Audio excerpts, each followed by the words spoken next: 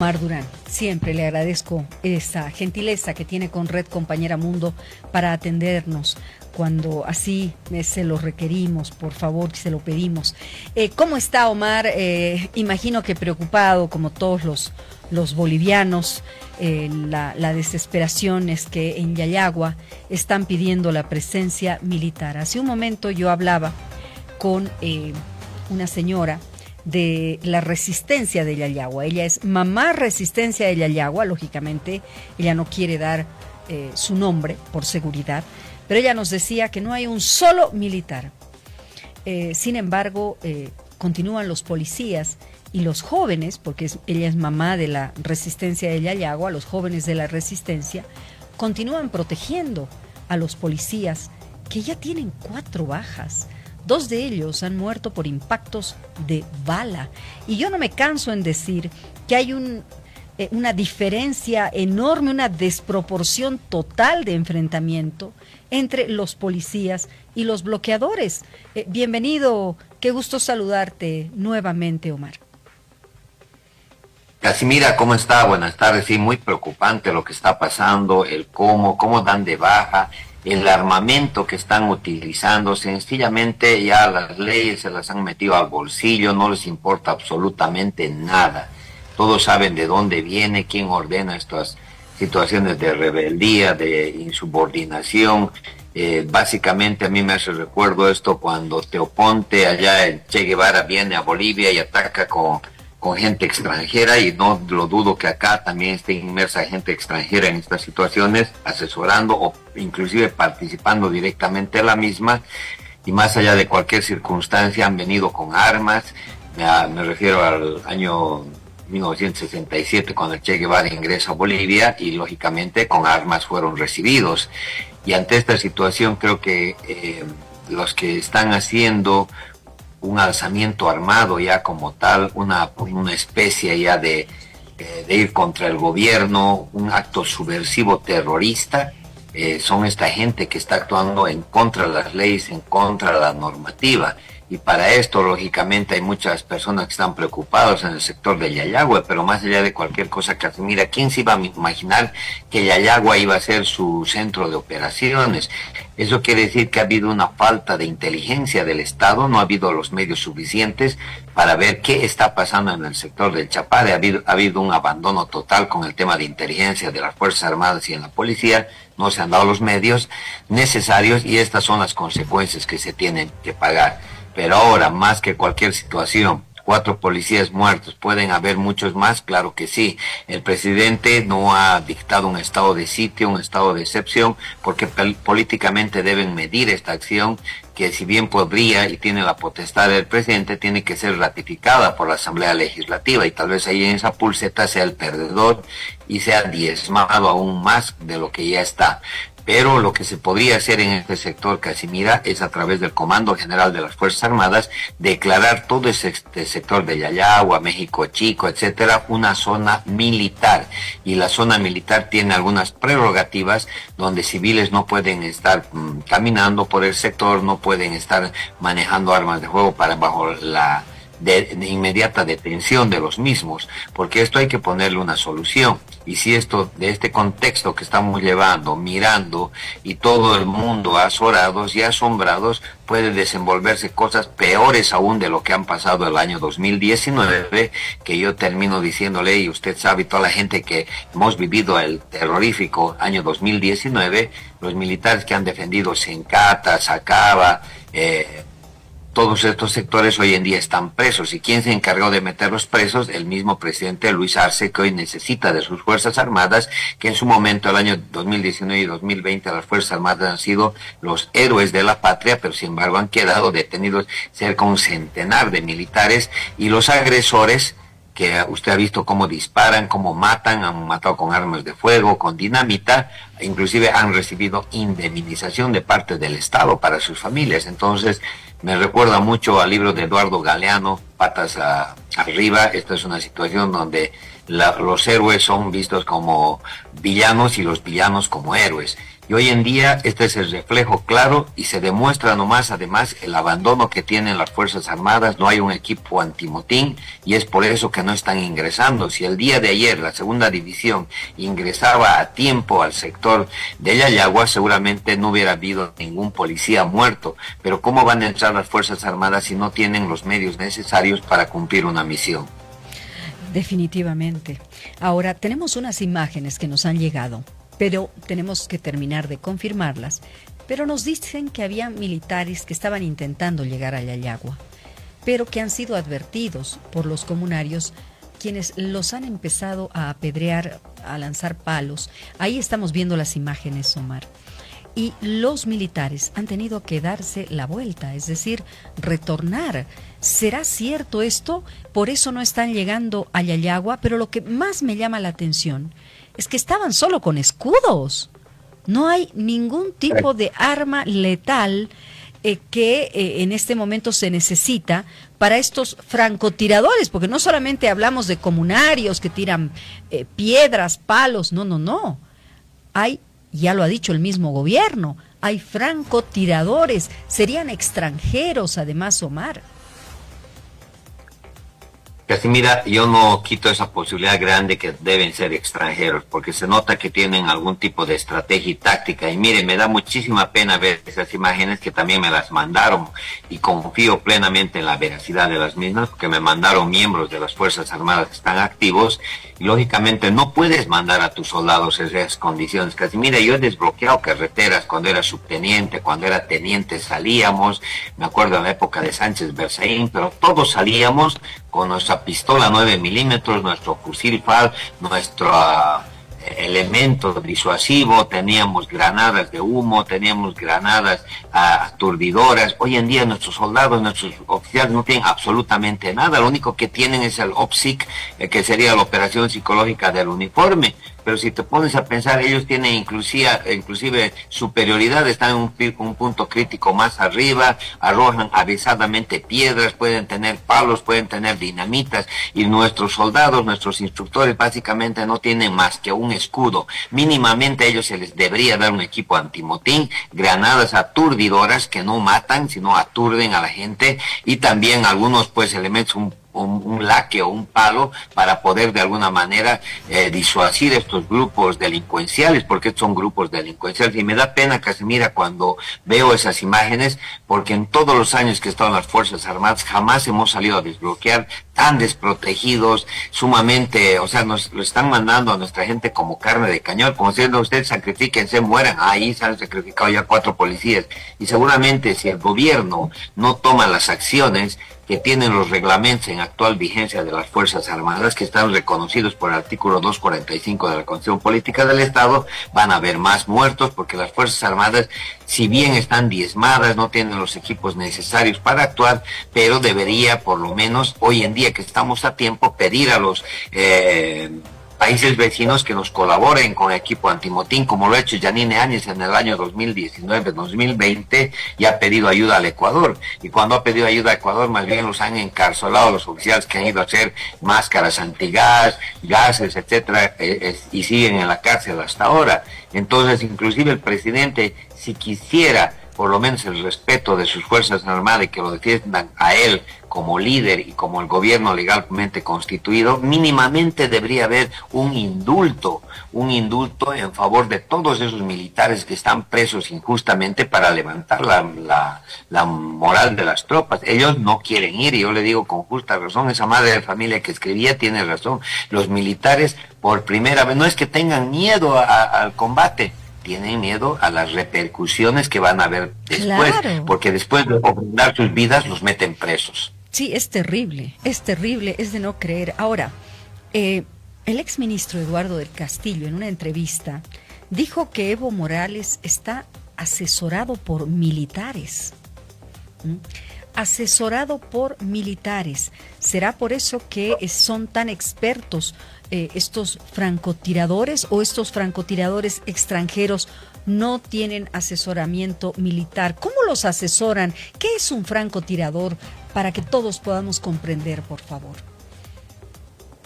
Bueno, básicamente se nota que tiene un asesoramiento externo, es claro, un francotirador es una persona especializada que puede estar varios días en un determinado lugar y tiene la especialización de mimetizarse con el terreno, camuflarse con el mismo y buscar un objetivo claro para eliminarlos, haciendo uso de su arma de fuego, que generalmente son armas de largo alcance, 5.56 o 7.62 el calibre, el cual da de baja directamente a objetivos claves, a oficiales en este caso, como están dando de baja oficiales, no están dando de baja a sargentos o a soldados. Entonces el francotirador tiene esa capacidad, es un hombre entrenado dentro de las Fuerzas Armadas para que él cumpla este objetivo, sea de día, de noche, pero el objetivo es claro, dar de baja y eliminar al oponente.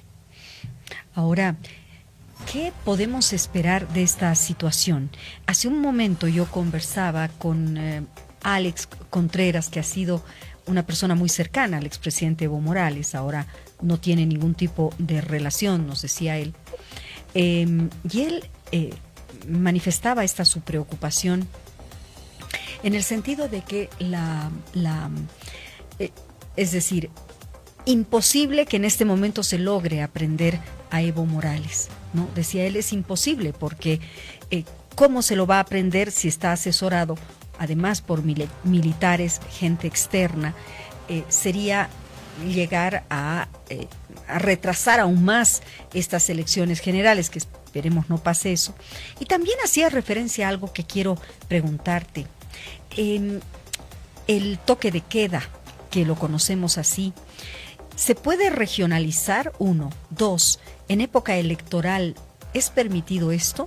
Porque si hubiese no sé si un toque de queda, llamarlo como tal, podría hacer que las elecciones generales se retrasen en un momento electoral como el que estamos viviendo. Mire, Casimira, los estados de excepción o toque de queda que son comúnmente conocidos, estos estados de excepción se encuentran en la Constitución Política del Estado, es un recurso que tiene el capitán general de las Fuerzas Armadas, el presidente, pero no hay que olvidarse que los mismos tienen que ser ratificados por la Asamblea Legislativa. Los estados de excepción pueden ser en forma total o parcial en determinados lugares que se pueden dar. Ahora, cuando existe un estado de excepción, lógicamente que va a frenar cualquier proceso, cualquier plazo y tiempo por la característica que tiene. Pero yo creo que una de las preocupaciones mayoritarias que tiene el gobierno es ante difundir un estado de excepción, la no aprobación por la Asamblea Legislativa, porque hoy en día hay grupos de arcistas, evistas, androniquistas, los de la derecha, todo el mundo está separado, no hay un sentimiento de patria, no están pensando en la patria más que en sus intereses políticos. ¿Por qué? Porque justamente se trata de un año electoral. Pero la solución ante esta situación es aplicar lo que dicen los reglamentos militares que están en actual vigencia y son reconocidos por la Constitución Política del Estado, que es una especie mañosa, digamos así, o de formular una especie de estado de excepción, declarando a toda esa zona de conflicto, zona militarizada o zona militar, por conflictos internos que vayan a hacer o por los intereses de la patria que pueden estar en riesgo, inclusive por la zona de Potosí, así. Enseguida, seguramente está recibiendo alguna llamada Omar Durán. Omar, ahora sí, me parece que se nos congeló un momentito porque recibías una llamada telefónica. Sin embargo, algo más preocupante aún es lo que ha dicho el viceministro Aguilera. Ha dicho que grupos vinculados al narcotráfico estarían detrás de las muertes en Yayagua. Es decir, Yayagua ha sido nombrado como el segundo Chapare o el México Chico. Ya imagino cómo estarán los pobladores ahí, ¿no? Claro que sí, Casimira, todo esto tiene un interés y el interés fundamental, lógicamente, hay grupos delincuenciales y no solamente el tema del narcotráfico, deben haber hasta intereses internacionales, porque yo les decía, ahí tenemos el tema del litio, y se está dando en un lugar llamado Potosí, un departamento donde se pueden hacer uso de los recursos que tiene este departamento y usar abusivamente el mismo. Pueden haber hasta intereses internacionales de potencias por los recursos que tenemos, pero más allá de cualquier circunstancia, el narcotráfico va a estar metido en esta situación. El Chapare, una buena parte del sector del Chapare y Evo Morales viven del tema del narcotráfico. No me refiero a que coman con el narcotráfico y tengan una alimentación con el narcotráfico, sino están inmiscuidos el uno con el otro. Entonces, el tema del narcotráfico puede estar financiando estos actos terroristas, porque si bien hay armas de fuego en el lugar, así sean fusiles Mauser, Garand, estos necesitan munición. Yo no entiendo de dónde están consiguiendo la munición, que hoy en día ni las Fuerzas Armadas tienen llegada ya a la munición, porque Cofadena no está produciendo. Así nos demuestra el ministro de Defensa en cajitas que tenemos munición, no la tenemos, porque si agarramos una vaina, todas son chinas, o sea, tienen el logotipo chino, o son portuguesas, pero no hay producción nacional. Entonces quiere decir que de alguna parte de México, de Colombia, están ingresando a sectores ya llamados así, como México Chico, donde están los Laimers, los Cacachacas, que siempre han tenido conflictos internos ellos, y básicamente podrían querer aprovechar esta situación tan delicada que se está llevando, usando o haciéndose mal usar con asesoramiento extranjero. Por eso yo le decía, el cómo han tomado este punto crítico en Yayagua es muy importante, para haber tomado, ver las alturas, los puntos característicos de acercamiento, de disuasión, y ver el tema aéreo y la infantería terrestre, o sea, la infantería. Básicamente tiene que haber alguna mano militar por ahí que conozca plenamente inclusive el manejo de efectivos de las Fuerzas Armadas. ¿Quiere que le diga algo? Lo ubica Nelson Cox, el ex delegado defensorial de Cochabamba y abogado del expresidente Evo Morales. Bueno, él ha dicho en una entrevista que las muertes de los 4 policías en enfrentamientos con bloqueadores evistas en Cochabamba son armadas por parte del gobierno para criminalizar la protesta. Dice, el gobierno cómodamente saca fuerzas duales, policiales y militares, porque ha armado esto. Lo ha dicho en la radio, en Causachun Coca. Esto ya me parece algo, no sé, me dirá, ¿está sacado de los pelos, Omar? Mire, Casimira, yo le puedo aceptar eso que venga de cualquier persona, pero no de un abogado, de una persona que tendría, y además que ha sido un servidor público, que ha trabajado en el Ministerio de Gobierno, que pueda decir y avalar el homicidio. El homicidio es cuando matas a tus propias tropas, y eso no se ve, creo, ni en Medio Oriente hoy en día, para querer hacer y confundir a la población. Lo que está sucediendo es que nuestros militares, policías, o nuestros policías en este caso, están siendo dados de baja con munición antigua, y los va a decir seguramente los estudios forenses más adelante, y están siendo dados de baja por parte de gente que son subversivos, terroristas, que pertenecen al ala del principal actor, que se llama Evo Morales, el actor intelectual que está operando con mandos medios. Pero ante esta situación, pues, ¿qué podemos decir? Yo le pongo a la gente que nos está escuchando como una hipótesis. Imagínense usted qué hubiera sido si esos 4 muertos no fueran policías, si no fueran del lado de los terroristas o bloqueadores, porque discúlpeme, Casimira, yo ya no los puedo llamar a ellos reivindicadores de derechos, no, son terroristas. El que ataca a un Estado con armas, además lo han demostrado y están en videos, se ve con claridad ellos, y además hacen gala de su armamento, pues son ellos. Imagínense que hayan sido dados de baja ellos, estuvieran acudiendo a todos los organismos internacionales, a derechos humanos, decir que esto es un genocidio, que se pronuncia las Naciones Unidas, la OEA, pero como se trata de policías, pues para ellos no valen mucho, y todavía tiene el cinismo de decir exfuncionario público de gobierno, decir que se están matando entre ellos, hay un homicidio, que es un plan. Eso ya no se ve se ha visto algún momento en la antigüedad en muchos países, pero hoy en día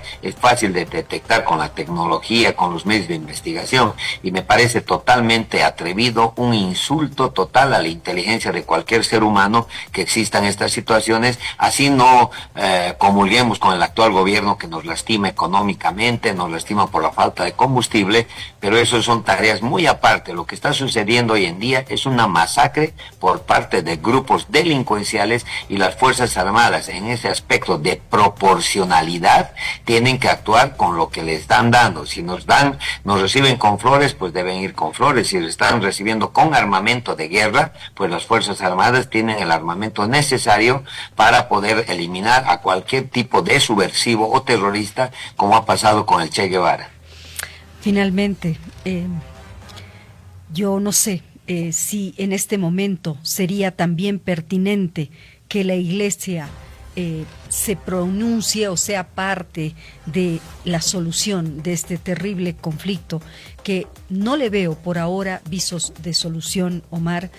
Soy sincera, si bien esto se ha centralizado en Yayagua, en La Paz aún hay tranquilidad en ese aspecto, hay zozobra, lógico, hay temor por muchísimas cosas, y también en el resto del país, pero en Yayagua está la tensión, y lo has dicho muy bien, es una masacre lo que han vivido, y ojalá no sigan viviendo en Yayagua. ¿Debería la Iglesia, como otrora, manifestarse también en una condición como estas?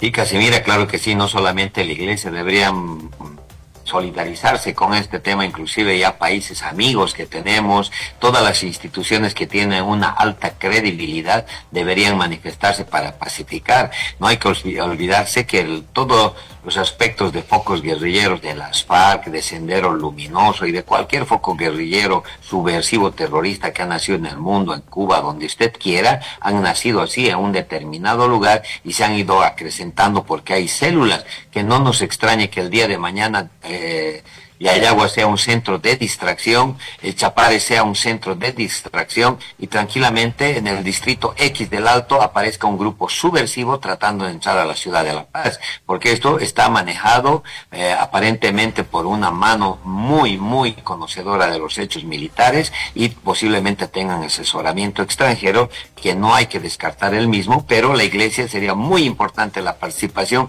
y de cualquier organismo que tenga alta credibilidad, porque esto puede terminar demasiado drástico para los intereses de los ciudadanos de a bien, de a pie, y al ciudadano que trabaja, estudia, los niños, etcétera, porque son primeros actos de guerrilla, son los primeros pasos con los que nace una guerrilla subversiva terrorista.